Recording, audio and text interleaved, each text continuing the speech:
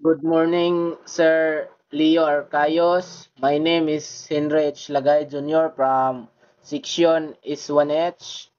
Ako arang explain ang nasabtan no, sa gisin mo na video na nag-title Dead Reckoning. Dead reckoning is a way of finding the position of a ship or an aircraft. Ginagamit siya kung wala tayong GPS or landmarks.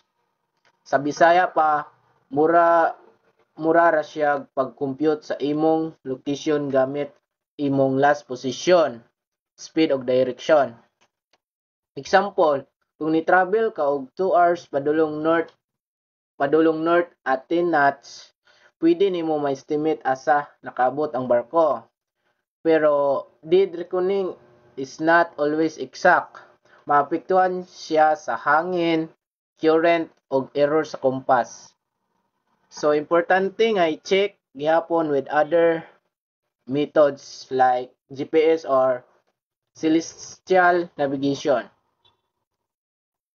Again, dead reckoning is simply estimating your position using speed, time, and direction. Thank you, sir.